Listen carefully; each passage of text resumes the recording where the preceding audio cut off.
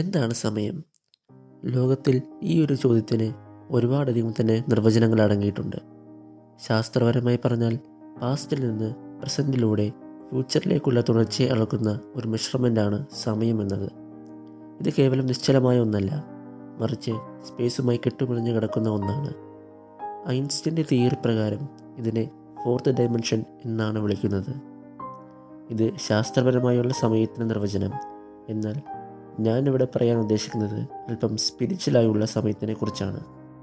നമുക്കൊരിക്കലും നിയന്ത്രിക്കാൻ കഴിയാത്തതാണ് സമയമെന്നത്. ഒരു പ്രാവശ്യം അത് കടന്നുപോയാൽ പിന്നീട് തിരിച്ചു പിടിക്കാൻ കഴിയില്ല. നമ്മൾ വിചാരിക്കുന്നതിലും വേഗതയിലാണ് ഇപ്പോൾ സമയം കടന്നു പോകുന്നത്.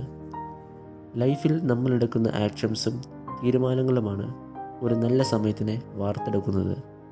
കൃത്യമായി ആ സമയത്തെ നമ്മൾ യൂട്ടിലൈസ് ചെയ്യുവാണെങ്കിൽ നമ്മുടെ ലൈഫിലെ വാല്യൂസിനെയും ജീവിതത്തിൻ്റെ അർത്ഥത്തെയും പർപ്പസിനെയും കണ്ടെത്താൻ നമുക്ക് സമയം കൊണ്ട് സാധിക്കും.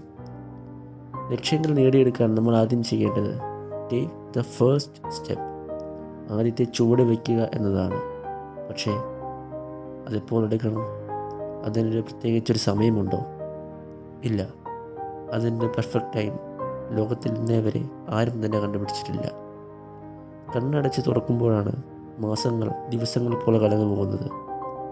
ഈ ഒരു നിമിഷം അതൊന്ന് മാത്രമേ നമ്മുടെ മുന്നിൽ അവശേഷിക്കുന്നുള്ളൂ. Make the most of the time you have. It will lead you to life's greatest rewards.